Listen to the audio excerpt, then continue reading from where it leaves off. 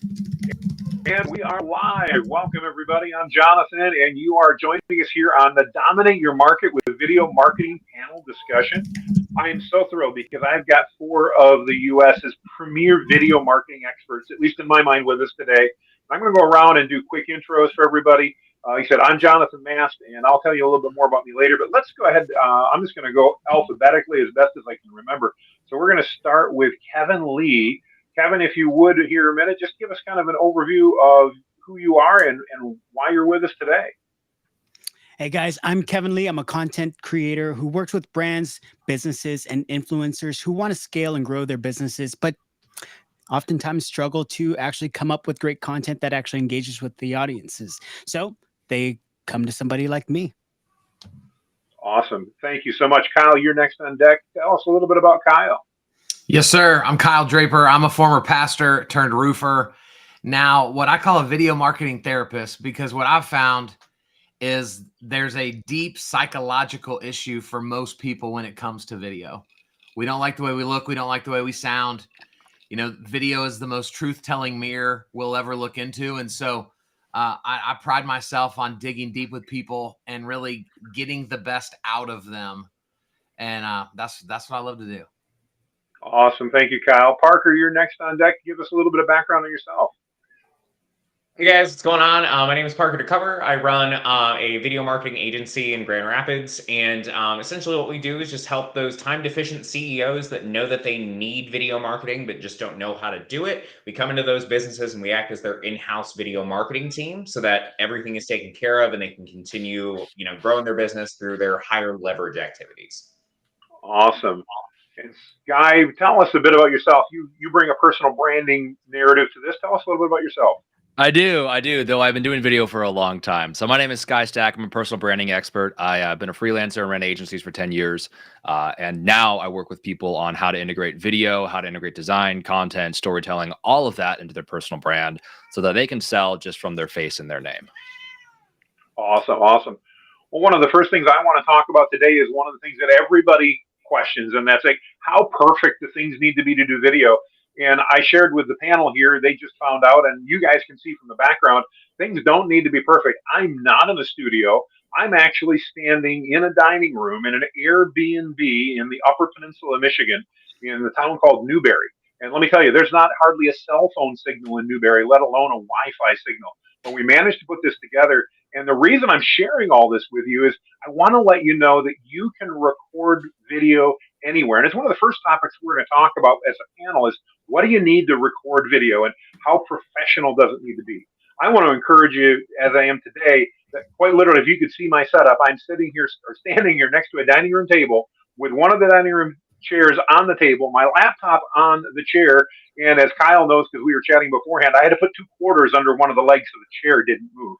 You guys can shoot video anywhere if you're committed to it. So as a panel, I'd like to kind of talk around and you guys just start talking and I'll go ahead and pull things in. But guys, from your perspective, as we take a look at video, everybody's always questioning, especially if they're not doing video, how do I get started? What type of equipment do I need? Do I have to have a beautiful studio? You guys have all got beautiful studios. I obviously don't in this case, and that's okay. Tell me a little bit, how do you recommend that your clients get started, especially when we're talking short form video like Instagram Reels and things like that? Who wants to jump in? Me. Go ahead, go for it.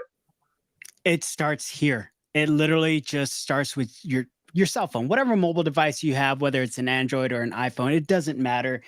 If you have a platform, if you have a message, if you have an expertise in any space at all, and you just want to create value for your audience, just start with your phone. Just do a selfie video, spend 30 seconds to a minute creating that video, and then push it out. Don't get too caught up on the lighting, the sound, the visuals, the space. Don't worry about that stuff. Just create, because there are plenty of other things to worry about than all the expensive things. If you get hung up on the expensive things before you even create your first video, you're just never going to get out there, and you're going to find yourself getting really nitpicky about the things that really don't matter at the end of the day. What really matters is, does your content that you're putting out resonate with your audience? And if it resonates with your audience, how do they get more of that content? How do they get more of the stuff that they want to see from you? And then Gary Vaynerchuk, right? Let a jab, right hook. At some point, there's got to be something that your audience is going to want to buy from you or take from you or gain even further value from you. So there's got to be transactions that come with that. At the end of the day, if you're just creating content to create content, cool. But at some point, if you're an expert, if you're a business owner, entrepreneur, there's got to be some other value that you got to also give on top of that. Great advice. Great advice, Kevin. Kyle, how about you? I know you got some thoughts on this as well. Tell me a little bit from your perspective. What do people need to get started? How much do they need to be concerned about having a beautiful bookcase and lighting that changes behind them and all that fun type of stuff? Yeah, first of all, I agree with everything Kevin said. So I don't even know what there is more to say after what Kevin already said. But if you're making me say something, all of us would probably agree that like we were all doing video before we had these setups, right? We were doing video from offices with white walls, from the front seats of our cars. And so what I want to encourage people with is aside from what Kevin said and what everybody else is going to say, I'm a big fan of your background tells stories. And so don't overthink your environment because the front seat of your car can lend to a great story about where you're going, what you're doing, right? The back porch can lend to a great story when a dog starts barking or one of your kids jumps in your laps and I get a moment to go from expert to father and then back to expert. And so that would really be the big thing for me is just don't overthink the way it's done, because sometimes those distractions that a lot of people want to cut out of video can be the most humanizing aspect of your video and help you far more than it will ever hurt you. Great advice. Great advice. Parker, I know you actually go and do a lot of shoots around Michigan where we're located. You and I are both located at the moment. Talk to me a little bit about that. And as you, especially with reels, something you're passionate about, what do people need to do to get started with short form reels and things like that? Dude, I was going to kind of share an interesting point about our Facebook group and some of the people that are in there, because so first of all, I agree 1,000,000,000% with everything that everyone said so far. And I think we kind of all do. And what I've seen is from a lot of the people that think that they need like great equipment and an awesome setup and whatever before they start doing it, those guys tend to, get their new camera and they're all excited about it. They don't know how to use it, but they start, snooping around YouTube because it's this new shiny thing that they have and they spend a lot of money on it and whatever. They make maybe a video, if that, and everything just kind of sits off in the corner of the office and it does nothing because there's so many steps in between writing the content and filming the content that you just don't want to do it. Because you're like, good point. Shit, I got to set up these lights and I got to figure out the settings in this camera and, I don't know where I'm going to set it up. And what if my audio's not right? Whatever. I don't know how to do this. Let's just go do something else. Because a business owner has a billion other things to do in a day. And we're still at a point, unfortunately, where content is not top of mind for everyone. In fact, I was talking to a group member the other day who had told me that all of his leads are coming from referrals, and he doesn't even have a Facebook page, and he wants to get started. And I got started, my very first actual film, it was a 90-minute feature length, and it was literally shot with this phone right here. And you couldn't tell. There's no way, because phones, there's a lot of video marketing purists out there that I like to call them, who don't like guys like us because they are so focused on the quality of the content and, it just needs to look perfect because of branding and whatever. And yes, that's true to a point.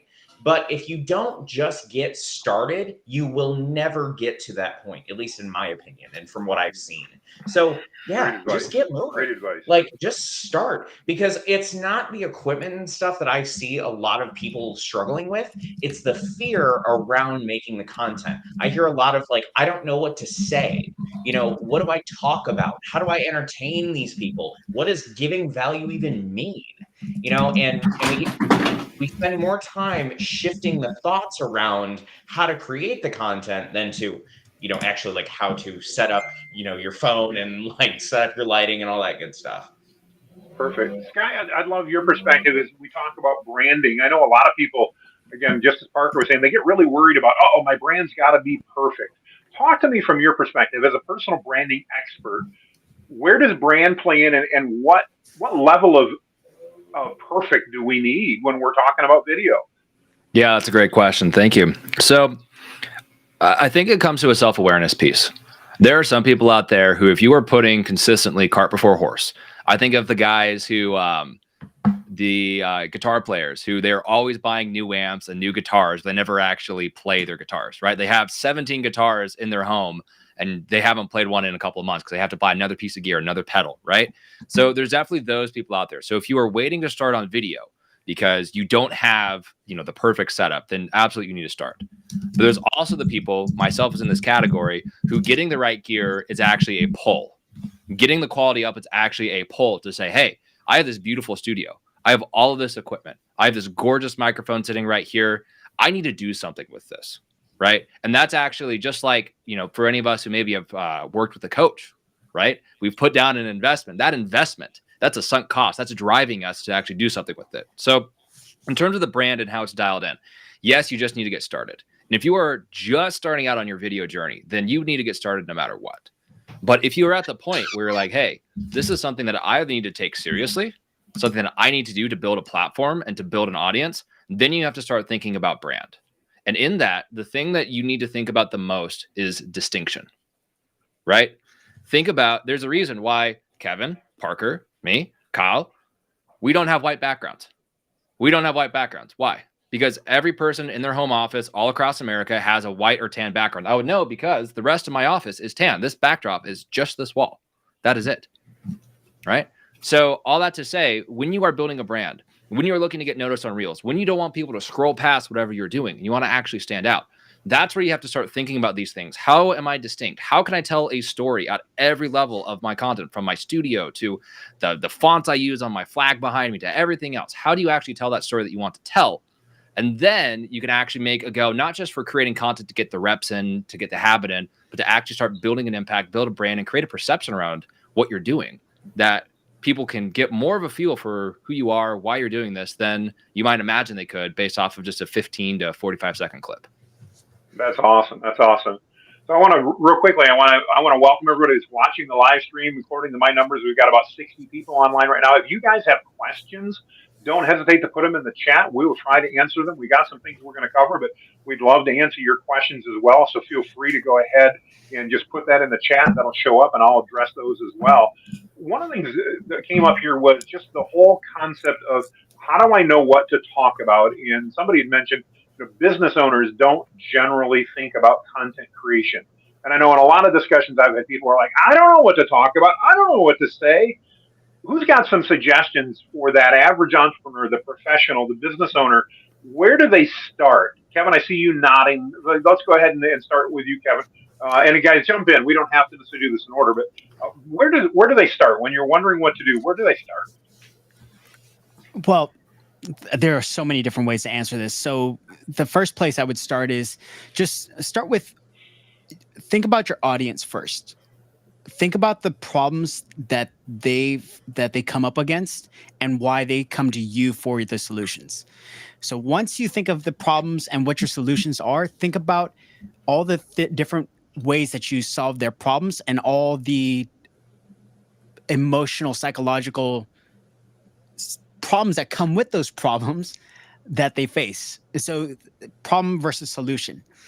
And then think about, not just think about, but list out all the ways that you solve their problems, how you solve their problems, and then create little mini videos about that. So do a 30-second to 1-minute video about the behind the scenes of how you solve certain problems. So if you're in HVAC and something about maybe their thermostat, maybe they have an older thermostat and they're thinking about going to a smart thermostat, but they don't know how to wire it up you can do a video on how to wire up your own smart thermostat, or something as simple as how to extend the life of your HVAC system. I've worked with a lot of HVAC guys, so this always comes to mind. Changing out your filters, cleaning the compressor outside, right? All the basic things that they can do at home themselves before they come see you. So little mini videos like that are always awesome. But if you want to be even not necessarily lazier, but if you don't have the time and the energy to create videos, just hit up one of your clients, your existing customers, and say, hey, would you mind just doing a quick 30-second testimonial for me? Here are the questions, send it their way, have them send it back on their phone, send it off to an editor on Fiverr, and then get it back to you. You're done. You spent, I don't know, 15 minutes altogether to do that. And now you have a great video. So video testimonials from clients are always awesome. How-to videos are great.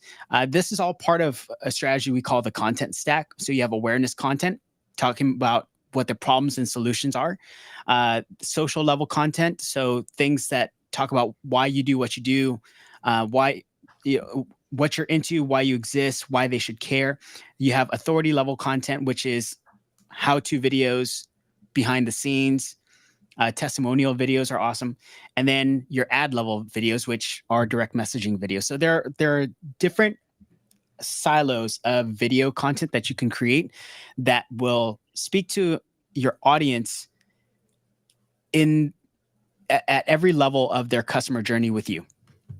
Fantastic. That's great. Thank you, Kevin. I appreciate it. Parker, I know you had a couple things you wanted to add in here as well. What are your thoughts on this? Yeah, so what I like, the first thing that we always ask our agency clients that have, 50 to 150 videos in their plan is, what questions are you already being asked? Like, what do people say on your sales calls? What do people say during consultation? Like, what are your frequently asked questions on your website that everybody goes to? Those are all great places to start. And like, even for us, we'll do like a topic a week in just like in our own personal content stuff. And it's always based around the, top 5 things that people are always asking us. Where do I get ideas? How do I hook people into my content? Where do I start? All that good stuff. And we just repurpose all that stuff and we find new ways to say it. So not everything needs to be original. And also not everything needs to be like talking head like this. Everything that you do is content. Everything. We'll even like film B-roll and stuff of me just like packing up the grip truck to go to a shoot. And that in and of itself is content, even though it's our day-to-day and we don't think about it that way. That's really interesting to some other people. Like, we had a trade show this weekend where we brought out a film slate. And to us, that's just a tool. But that was being like passed around the room all weekend. Like, people were so stoked just to see it in person. And that was nuts to us, but it's not second nature to them. And I think, on top of just your sales calls and the things that you're already asked, on top of that, also, what kind of cool stuff do you already use? For example, if you're a contractor or whatever, like, what are some cool things that you have on your truck that you use every day that, the general public doesn't get to see all the time? Stuff like that. And that in and of itself should be enough to get you moving to the point where, coming up with ideas is no longer something that you have to put energy toward, and they just come, all the time. And you have this ongoing list of ideas that never runs out. No, and that's great input, guys. I appreciate that. And I want to share, this doesn't have to take a lot of time. I was asked and challenged the other day to actually time myself and find out how long would it take me to shoot a short video snippet, edit it on my phone, and I use a tool called Captions. There's other ones like CapCut and others out there. You can send it out to Fiverr. There's a million ways you can do that. You don't even have to add the captions. But I recorded the video, and I did it based on, let me think about a topic. Just as I think Kevin said, what is a question that your client's already asking? Parker, you may have mentioned that. Answered that, recorded it, ran it through Captions, and uploaded it to YouTube and Facebook in less than 5 minutes. So this does not have to take a lot of time, guys. It can be short and sweet. It can be 15, 20 seconds. And sometimes that's your best, most engaging content. I love that. Anything else anybody want to add before we move on? All right, we're going to move. Oh, go ahead, Sky. I think the last thing is to kind of unpack, Kevin, what you said about authority content. Authority content, a lot of times, is just showing people a better way of doing things, right? And thinking about what is the beliefs that someone has to have in order to work with me, right? So for me, I'm a branding guy, right? I believe personal brands are the future. They're already the present. So what I try to do when I'm talking with entrepreneurs is to get them to see that, hey, this is the upside of a personal brand. This is what people like Mr. Beast is doing, right? With their personal brand, being able to build a huge, huge channel, then launch all of these businesses off the back of it. You could do that too. So that way, if you're educating your customers, maybe why it's a good idea to get the premium upsell, right? Maybe you're a countertop installer and you have a premium material. You want to educate people on why they need to have this, why it has a lifetime warranty, what the benefits are of working with you, or working in the way that you like to work. So that way, when you're able to have that sales conversation, that person already comes pre-installed with the belief that they need to say, yep, I'm actually going to spend, I might even spend more with you because I am aware and you don't have to convince me or overcome my objections that this is a good idea. So thinking about how do I bake that in? How do I bake in the beliefs that someone needs to do and almost replicate your own thinking, right? How do I think about the topic that I'm an expert on? How do I think about my work? And how can I get my customers believing that? So when they're talking to their friends about this countertop, about this coach they hired, about whatever it is they have in the world, they can actually speak from a place of authority themselves as saying, hey, this is why it was a really good buy. Good stuff there, Sky. Thank you so much. So one of the questions that we got was, where do I post this content and how do I get started? So really two different questions. One, short form or long form, where should people start? We've got huge popularity with Instagram Reels, Facebook Reels, TikTok, YouTube Shorts, but let's face it, there's lots of long form content too. So it's kind of a two-part question, guys. One, short or long form, or maybe a combination, and where should businesses be posting this content? Sky, you want to jump in and start with that one? Let's do it. Yeah. So if you are just getting started with content, what you should be doing is you should be doing lives just like this. Why is that? Number one, you need to get on camera. You need to be comfortable with being on camera, be able to see your face, hear your voice, right? As Kyle said earlier, you need to be able to be comfortable with that. Number two, you need to get comfortable with actually talking about what you do, right? You can record a bunch of shorts and put those out there and everything, but if you don't actually know how to talk about the expertise that you have, right? You don't actually know how to talk about the products and the service you have. You may have an elevator pitch in a 30-second or a 60-second version, but you actually don't have something you could string along for a longer period of time. Then you also must need practice, right? You need practice in being on camera, talking about what you do, and lives are perfect for that. So that to be said, I know, Jonathan, we have the bonus pack. There's actually an outline for how to do Facebook Lives, scripted for engagement and everything that you guys can actually get at the end of this. Jonathan will drop all the info for that. But it is the way to get started. And then after that, getting into some kind of a short form and paying attention to essentially how your different topics go. And if topics take off, do more of that topic. It's not necessarily a hard thing, but getting started with lives, getting just familiar, right? Getting almost like networking. You're just getting your name, getting your face, getting your thoughts out there, and then being able to go from there and to try out these other forms of content. So that's what's worked for me. That's what worked for my clients. I'm kind of curious what everyone else has to say. Very cool. Kyle, you mentioned you had a couple thoughts on this. Yeah, I'd love to first just say that I thought what Sky said is great. I love live video because you can't stop it. So it forces you to overcome objection. It forces you to overcome insecurity. It forces you to overcome screwing up, and we're better for it.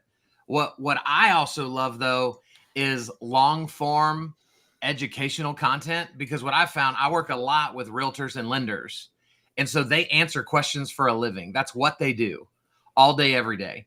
And so what I found with them is they get uncomfortable when we're only asking them to do 30 to 60 seconds at a time, because now you kind of feel like you're acting. Whereas when I say, hey, you just talk, give me 6 to 8 minutes of just good content, talking through a scenario, talking through a commonly asked question.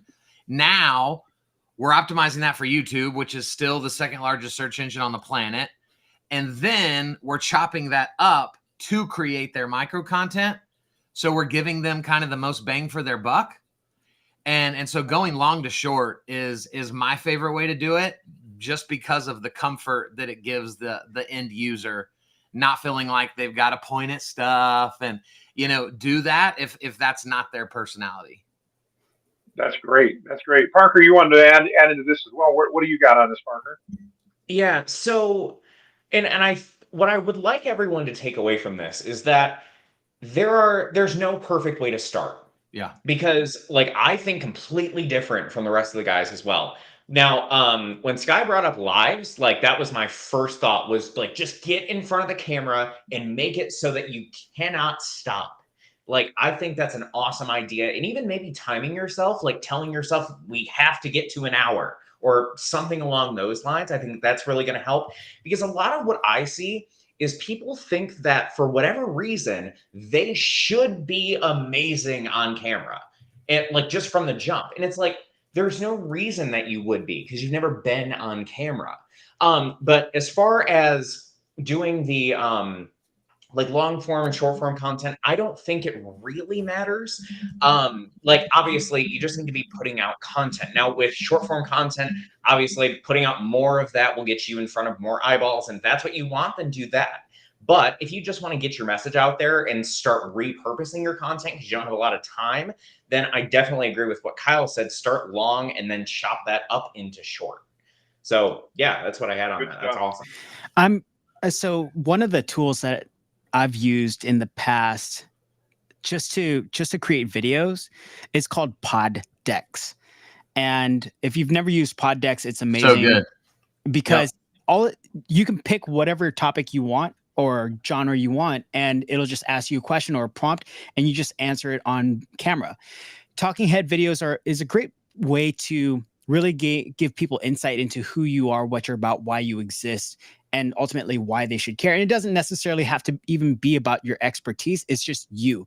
And if you get into the practice of just getting in front of the camera and just talking and sharing, you'd be surprised at the responses and reactions you get once you post. Because very good. To everybody's point, like you just have to get in front of the camera. But the question is, it's like, what do I do? What do I say? Well, if you're not very good at talking about your expertise on camera, don't do it, because then you're just going to sound like an idiot.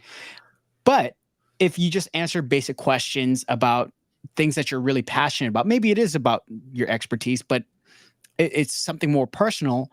You get into storytelling. You get into the practice of sharing. You get into the practice of making eye contact with the camera. There's all these things that go with it. But once you start posting these things, say you post to TikTok, you start posting to Facebook, you start posting to Instagram, you don't really know what your audience is going to resonate with until you start seeing the reactions and the engagement. Maybe you want to go in that direction. Maybe you want to keep creating content there because it's getting viral. It's doing really well. It's performing really well. So you have to decide what platform is going to do well with what piece of content. So just like with LinkedIn, you have your professional content. On Facebook, you have more of your trash talking content, I guess. I don't know. Instagram is going to be all the cool places that I do a lot. I get in a lot of trouble on Facebook.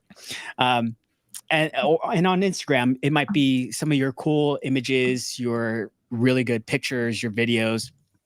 And then, I don't know, Snapchat. Do people even use Snapchat anymore? I don't even know what that is. Right, exactly. But so sometimes you end up letting the platform dictate because you're posting up the content and sometimes it just does really well there, but it doesn't mean that you can't stay true to who you are and what you're about. The point is you just got to keep creating content and just kind of experiment. Give yourself grace, give yourself the opportunity to fail forward and keep going back to the drawing board and create content. If you're spending time going back to the beginning, trying to perfect everything, you're never going to get it done. Okay, can I ask a question to the group, Jonathan? I know you're the moderator and you're the question guy, but am I allowed to do that? No, go for it. Okay, I just didn't want to step on your toes. So I'm curious, guys, like, would you coach people to identify what platform they believe is their best platform, create content for that platform, but then shove that other content everywhere else? Like, is that the main strategy? I would. I mean, I'd like everybody else. That's one of the things I was going to say is, may not be the best strategy, but I know that most of my prospects are on Facebook. That's where I create the content. But I share it on Instagram, I share it on YouTube, I share it on LinkedIn, I share it on Twitter, I share it on Threads. It goes everywhere. I get 10 times more engagement on Facebook, but I still put it everywhere because I still get leads and engagement on those other channels. If I produced it, why not put it there? May not be perfect, but it's better than not doing it at all. And at least in my opinion, guys, you may not agree with me. What do you think on that? Absolutely. 1000%. In I'm agreement or in actually the disagreement? odd one out. Oh, Sky, you're going to disagree? I'm the odd one out here. All right, Yeah, cool, man. I Let's am. go. So I say focus on one platform until you grow it big, and then do something else. Really, it's a fair thing. Yeah. Well, so then Because- you're saying like don't share to the other platforms, like just stick to the one? Just stick to the one, because the number one thing that once you get to a scale inside of your marketing, the number one thing that people don't do enough, and I've seen this with clients that I work with who are, I mean, godlike levels of scale in their business, is they're so focused on output that they do not actually build in the content review side of their business. They're not actually looking at what works. They're not actually measuring, hey, when we covered this topic and we put on Instagram Reels and we set it up this way, we got 10 times the reach than when we did this. Instead, they're just, we got to make sure that we're posting 3 times a day, 5 times a day, 7 times a day on all channels. And they're not actually allowing for that learning process to happen, which is so important. It's good. Because you're going to be Good creating point. winners. You're going to be creating winners inside of your content, right? And these platforms are actually looking for not can you produce volume. I know plenty of people who are struggling on Instagram and they have posted 3 reels a day for the last 2 years. But because they're not actually paying attention to, hey, what was that one reel that I did that actually got a little bit more reach than the rest? And how can I break that down? And I can maybe even post 1 a week, but have it be good and have it be intentional and have it be thoughtful. Then that's how you actually grow a platform, right? So you got to do a lot at first, no matter if you're on Facebook, you're on Instagram. I'm a Facebook guy myself, and very purposely have left off plans to launch onto other platforms until bandwidth is able to be there to measure the growth, to monitor, hey, what's working, what's not working, actually put a good try into it, because otherwise forces are divided, right? And progress, there would be more progress to be made just focusing on the thing that's already working versus trying to be everywhere too early. You can be everywhere. That requires team. That requires editors. That requires brand managers. That requires infrastructure inside of your business. You can't use AI to do that. You can't use apps to do that. You can't duplicate human beings inside your content process. You can't. So picking what is the horse I'm going to bet on for now, what is this thing that I'm going to win at? Have your other social channels, throw a couple things up there, sure. But you need to be able to be giving your conscious attention to the channels that you want to grow, or else you are digging yourself further into a hole. So guys, I know one of the questions that's going to come up. Go ahead, Kevin. Go ahead. I like to add to what Sky said. So my takeaway from what he said was essentially you can't grow what you can't measure. But you can't measure what you don't actually put that time into testing. So like if you put something out on Facebook, you have to be intentional with it. You can't just post it out there and just be like, okay, well, I'm going to just go ahead and create the next thing and not pay attention to it. But something will speak out to you in the fact that if you post something and you're watching the engagement, you're seeing that it's hitting numbers that resonate, and you're like, hey, that's really, really good. Maybe I should start creating more of that. Now you should actually look at, okay, what was it about those videos? Maybe was it the message? Was it the context? Was it the subject? Was it the lighting? Was it the audio? Was it the thing that was on the camera at that time? You have to ask yourself, what was it about that? And see if you can't recreate that. And again, it still goes back to, is this something that is tied to your expertise? Is this tied to your product, your campaign, whatever that is? You have to be willing to invest the time into not just creating the content, but also observing and measuring the metrics behind it. So that's why I'm a big fan of doing ads, because you have all this insight that you can gain from just spending $10 on something, $50 on something, and looking for click-through rates, impressions, results, whatever numbers that you want to measure off of. That's But you really can't good. grow what you can't measure.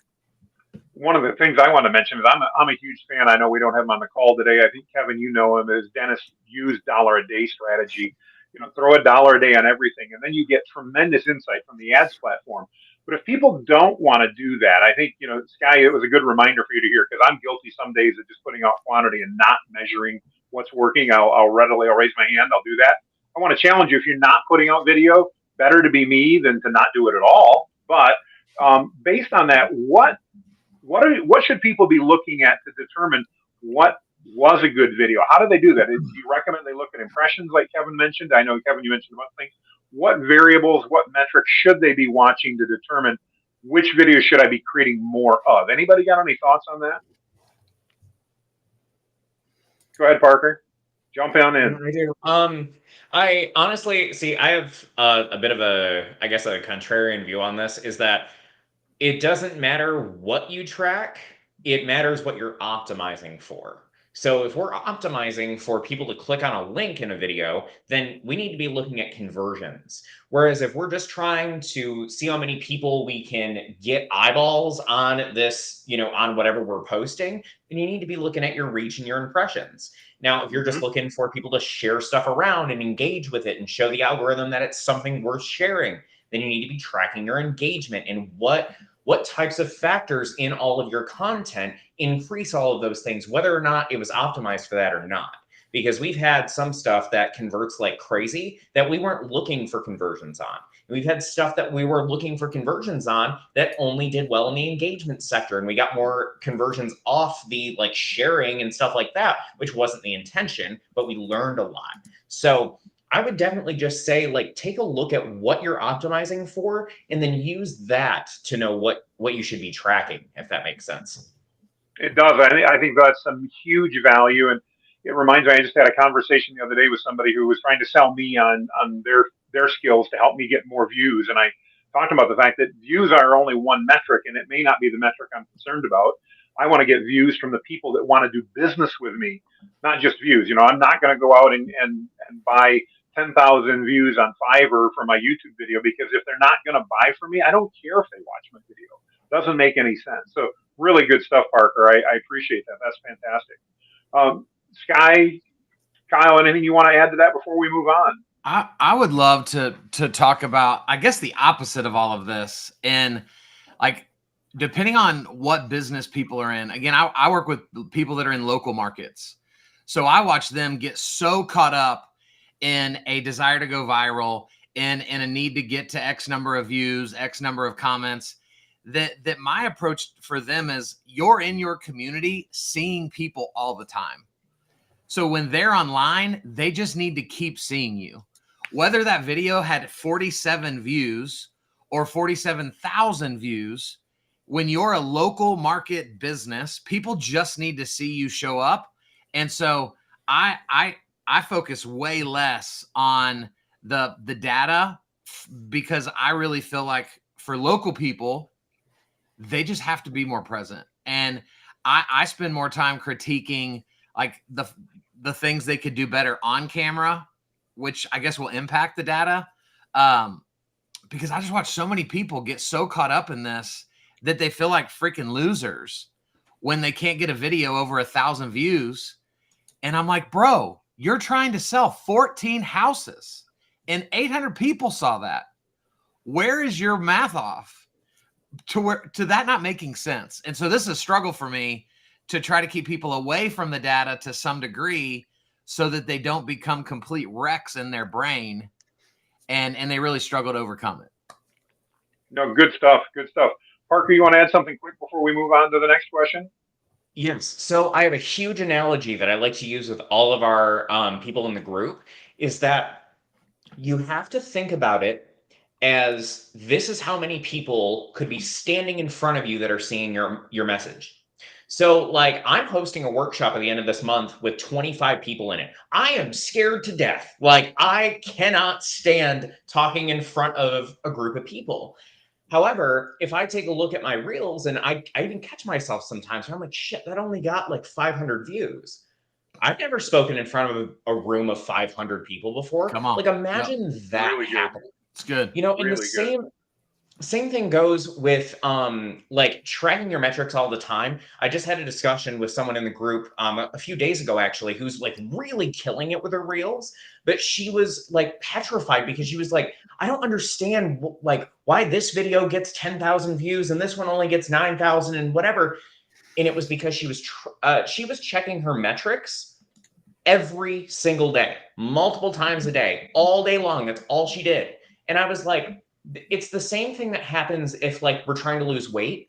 If we sit there and have like a scale just sitting next to our desk or whatever, and we're constantly weighing ourselves over and over and over, it doesn't feel like we're making any progress because it fluctuates. That's why I tell people like track your stuff maybe once a week, you know, and just make a habit of not relying so heavily on your numbers and instead relying on the engagement that you get and what people are saying about the content, because those are the types of people that are already going to buy from you because they're interested enough to leave a comment.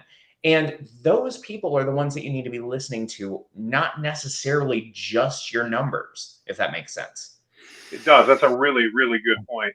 Well, one of the things that, and Sky mentioned this earlier, I want to just remind everybody that's watching with us live, if you stick around or if you got to go, if you head out to whitebeardstrategies.com/video panel, everybody on the call has donated some just amazing giveaways, guides, checklists, plans, you name it.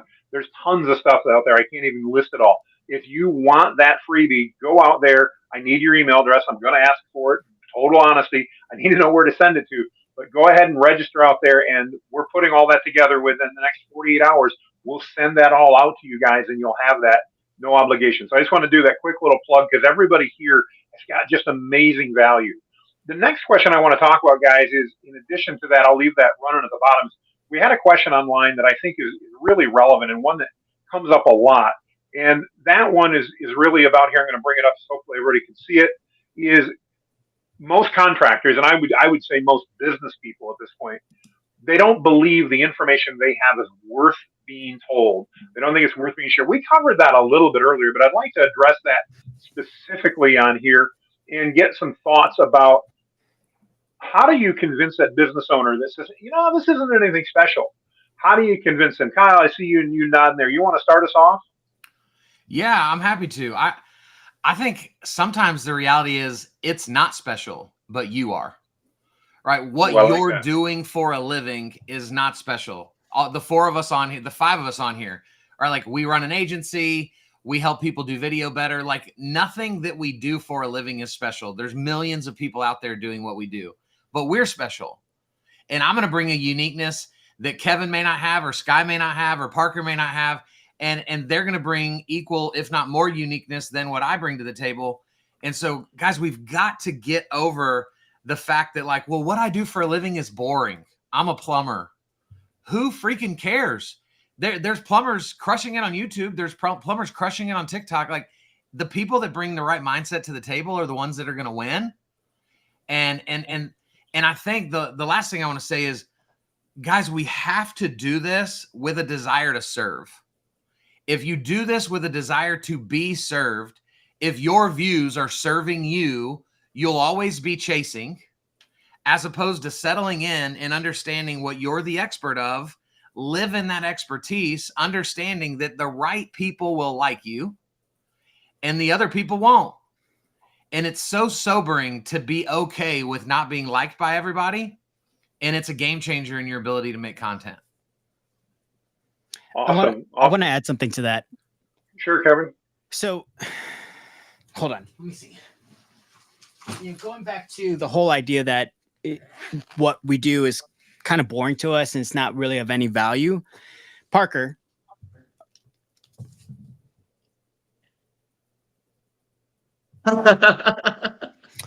Okay. So videographers use practically in every shoot or some form of this. This one is not a light meter, but it tests and checks ambient color temperatures of the light around you so that your skin tones out at the end of the day, your skin tone doesn't look too red, doesn't look too green, doesn't look too yellow. It's dialed in. That's important. But on a day-to-day basis. We use this. We don't really talk about it. It's just kind of like, oh, we measure. Okay, cool. Let's go on about our day.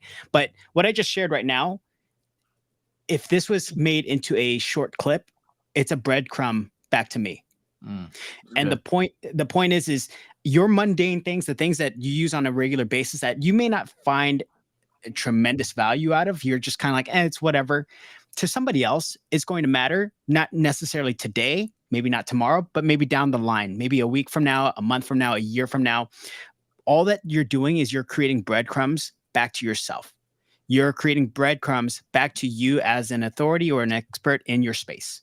So whether you're creating video around your IP, or if it's just video talking about your day-to-day or the things that you're struggling with or the things that you're really excited about, you're creating breadcrumbs back to you. It's good, Kev. Really good. Really good. Dude, I love that. I know you had a couple thoughts on that. What do you want to add for us before we move on? Yeah, so I got an example. So I was talking to one of my interns yesterday, and she was really struggling with like, how do I know like what to charge? And follow me here.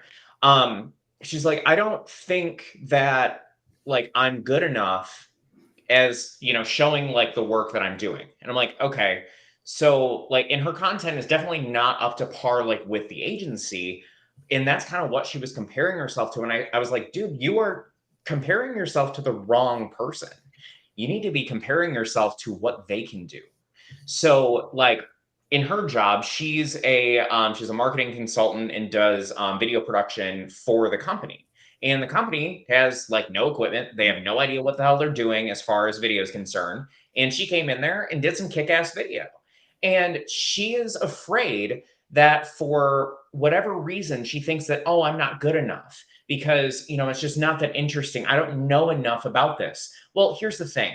If you're a plumber, if you're a financial advisor, if you're an insurance agent, whatever, you know a hell of a lot more than your audience does. And that's by design, whether or not you know as much as everyone else in the industry does. Like, dude, I'm 20. I don't know everything about video, but you know what? I know a lot. And I know enough to serve my clients as best as humanly possible. And that's all that matters. Preach. Awesome, man. I love it. I love it. Sky, we're going to move over to you next. And we've got another question, kind of comment online I'll bring up here we can take a look at. So we were asked online by Jamie. It says, I've got a lawyer client that's stuck between 200 and 300 views on TikTok. All he's been talking about is intellectual property, but he's doing it wrong. What do you want to add on this, or what are your thoughts about how do we understand what type of content we should be creating about what we're an expert in? Yeah, absolutely. So this is where you have to keep in mind who your audience is. So there's going to be, if you imagine two big Venn diagrams, right? There's who you are and then what your audience cares about. So what's actually in it for them, right? So if you are marketing IP copyrights, this whole process to small business owners, well, what small business things are out there that you can actually talk about IP? And I'll give you a couple of examples. I've seen this done actually really well in this space. If you're going more broad consumer, right? What can you talk about that's a little bit more broad and consumer, or even just a little bit more clickbaity? So for example, I've seen inside of this space done really well, the IP battles between Taylor Swift and why she re-recorded all of her records. And like all these other musicians are now re-recording and getting their masters back. Of ripping off Super Mario Brothers with all these little Etsy buyers and little Amazon mugs for Super Mario Dad.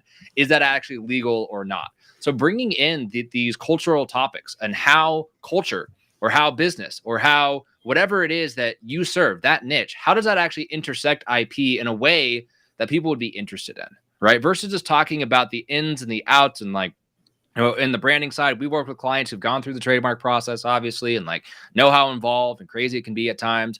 It's boring. But if you're able to talk about, why Kesha and her producer, Dr. Luke, had such a big falling out over this IP situation, then you can actually start moving things along and be able to be relevant while talking about what it is you want to talk about, because you're framing it in something that the person you want to reach is actually interested in. And so even just thinking about, if I was on a date, how would I relate this to my date? They say that they're very interested in XYZ. How can I actually frame like what I talk about inside of their world, inside of their language and what they're interested in so that they can actually understand and we're bridging the gap. where we're actually looking forward to, as you mentioned, Kyle, we're going forward and we're serving them by bringing our expertise and thinking, how can I relate this to you versus how can I force you to be a lawyer so you can understand me? Oh, that's really good.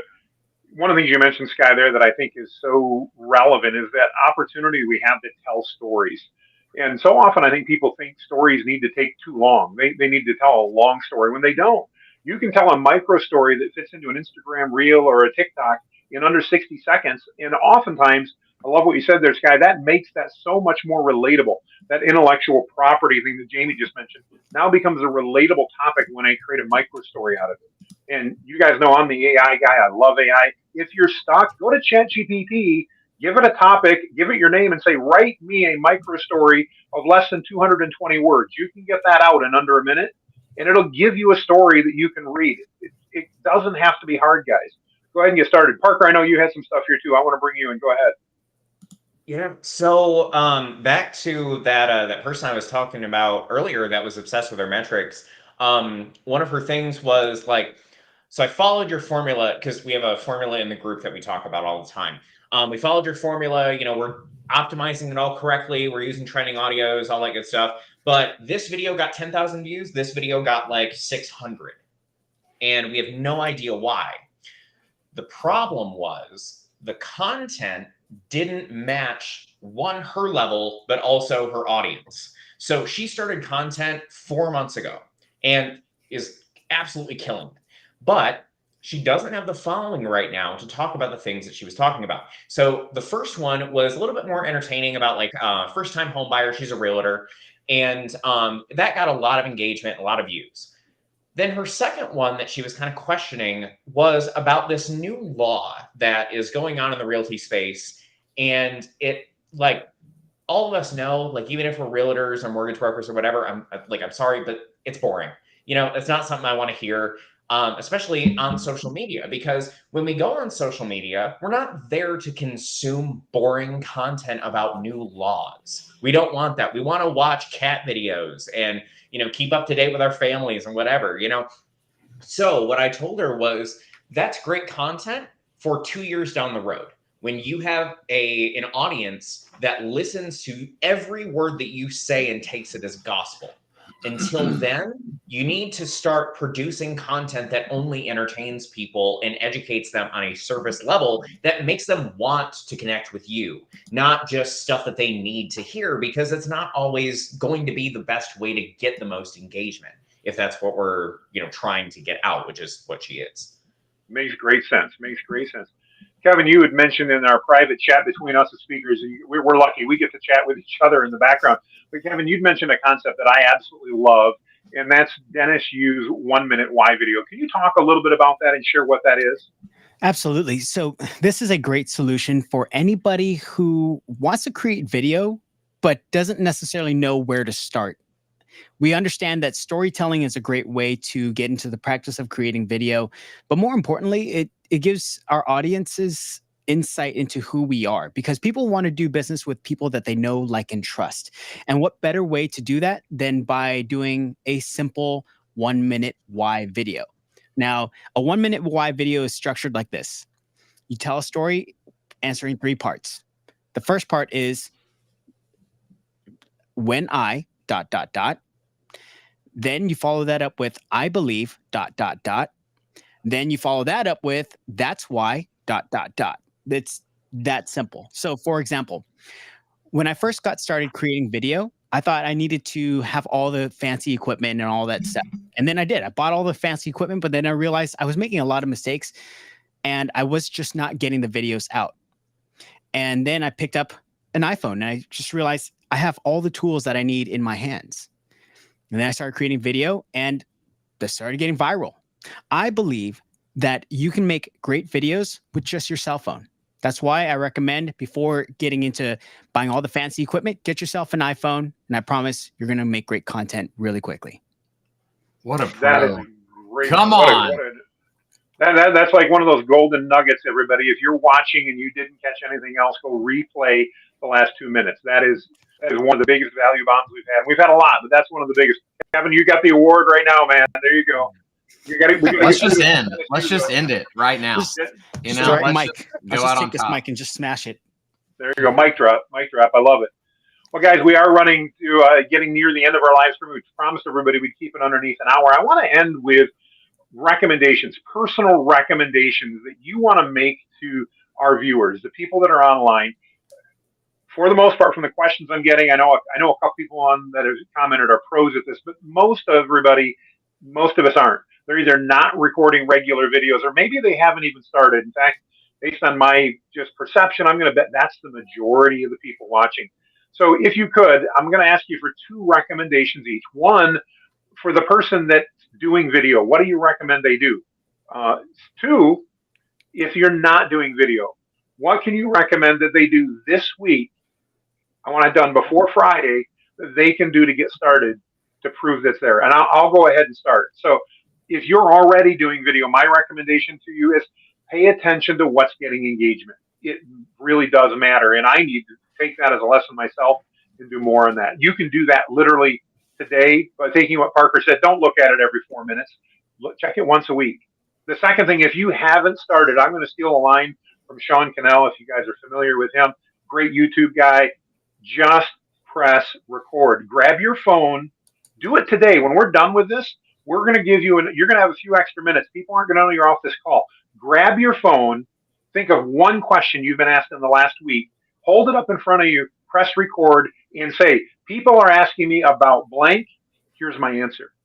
And then I want you to take that huge leap and I want you to post it up on either Facebook or Instagram or YouTube or TikTok or Twitter, wherever your audience is at. So that's mine. Let's go around and kind of do a round robin. I'm going to start with you, Kyle. Where are your recommendations for those 2 people, the person that's doing this and the person that needs to get started? Jonathan, I want to give the same advice to both, because I think where we lack in the video world is in the attention we give to one-to-one video. You know, as we get better at pushing content out publicly across platforms, that's great. But then there's so much power in that birthday message on people's birthday instead of writing on their walls where 300 other people did. When I respond to a new lead with a video and I'm out on a walk or at Disney World with my family and they're like, bro, nobody's ever sent me a video back before. That's so awesome. And so now before we even get on a call, that lead is already like, this Kyle guy's cool. Like, I think I like this guy. I resonate with him. And then even internally, right? Parker mentioned having an intern. Like, are we communicating through video with our people? Because what's fascinating about all of this is we don't get better at video by posting the video. We get better at video by recording it. And so if you would get started with one-to-one video every single day, 30 days from now, you could have never posted a reel, never posted TikTok, never done a YouTube video, but you will already feel so much more comfortable in front of a camera, looking into the eye hole, understanding where your hands are and what you do. And so that's the biggest thing for me, Jonathan, is getting invested in one-to-one video. Great stuff. Kevin, you're up. Talk to us about recommendations. What can people do this week, regardless of where they're at? The answer that keeps coming up for me, and I feel like it's going to speak to what Kyle just said, which is the fortune's in the follow-up. It doesn't matter whether you're going to create videos for social media or for YouTube, long form, short form. If you're creating it if you're creating some content because you're trying to grow your base and get clients and grow your business, the fortune ultimately is in the follow-up. So if you're creating social media content, follow up on it, see how it's doing. If you have a lead that comes through from one of your videos and then you end up having a meeting with them or doing a Zoom call, do a follow-up video saying, hey, thank you so much. Just want to I just want to recap on the things that we talked about, and whether you're ready to get started or not, I would love to have a conversation with you very soon, whatever that follow-up video is going to be. But the fortune is in the follow-up. So be intentional, not just about creating the content, but be intentional about the results that you're looking for and making sure that you're measuring, you're optimizing, and you're following up on it. Fantastic. I love it. Parker, how about you? What thoughts do you want to share with everybody? So, first of all, if you're just getting started, I'm going to plug here, join our Facebook group, Video Marketing CS for Local Businesses. We teach everybody how to do everything video related, just by all the stuff that we already use as an agency. It's all free. So beyond that, don't create for you. Do not create for you. You are not the one that is designed to get value out of your content. Stop creating for you. It's like, yes, you can sell and you can make offers and all that good stuff, but there's a time and place for that. Instead, we need to think about why people are on social media to start with. So think about it from the perspective of the person that you'd like to speak to, and everything else falls into place because you naturally start to understand, okay, what does this person need to hear right now? What type of questions have they been asking me? And what can I make content about? And as far as actually like practically getting started, literally just press record and do it, and screw up and just know that like your fear is lying to you. Like, fear is a stress response that's designed to keep us living. There's no amount of life and death situation going on when you're trying to record a video. So ignore it, ignore the noise. Don't compare yourself to other people in your industry. Instead, compare yourself to who you were yesterday, and you will reap the benefits for life. Guarantee it. Excellent. Excellent. Excellent. Sky, how about you? Recommendations, whether they're branding or video, where do we go? Yeah, for sure. For sure. So if you haven't started, your number one thing you need to do is you need to make a big mess. You need to get that out there. You need to press record. You got to be messy with it, whether it be live, whether it be shorts, whether it be whatever it is. You got to get out there and get reps under your belt. And if you've been recording video for a long time, what you have to do is you have to clean it up. You have to upgrade the gear. You have to upgrade the look. You have to upgrade the feel. You got to pay attention to what's working and what's not. Because there's only for so long can you play in the shallow end of the pool before the next level that you want to get to is going to require you to get uncomfortable, require you to step back, require you to put more intention, require you to even maybe upgrade your gear, right? And so all that to say, make a mess if you haven't started. If you have made that mess, you have tested things out, you have been posting multiple times a day, and you're starting to get a little bit of engagement from it, you're getting some lift, take a step back, look at everything holistically, figure out why people are dropping off, figure out why people are, moving forward, and then execute from there. Awesome advice. Awesome advice. I so appreciate it. Well, guys, I want to remind everybody that if you've ever watched a baby or a toddler learn to walk, they didn't just jump up from their back and do somersaults into a walk and start running around the house. Didn't take them long, but they often literally spent weeks or months taking those first steps and then more steps and then finally running around. And I know this because my grandson just turned 1 and I watched him go through it. But it's a great reminder. Your first video is going to suck and it's okay. You can't get better if you don't suck first. So guys, get started one way or another. You will not regret it. I want to encourage everybody to go ahead and request our free bonuses, as everybody's donated a ton of free stuff. You'll be thrilled with the checklist, the guides, you name it. There'll be so much information there. Just go ahead and register, give me your email at whitebeardstrategies.com/video panel. That'll get emailed out to you. It'll be taken care of. With that, I want to give special thanks literally to each and every one of you guys on the call today. I know everybody's busy. We went back and forth trying to get the date that would work for all of us with everybody's travel schedules. So thank you so very much, guys. I cannot thank you enough for the value that you've driven, the advice you've given. With that, everybody, make it a great day, and make sure you reach out and touch base. If you haven't connected with Sky and with Kyle and Kevin and Parker, reach out, look for them online. You'll find every one of them there. You got to follow them. Value bombs galore, guys. Make it a great day. Talk to you soon. Bye-bye.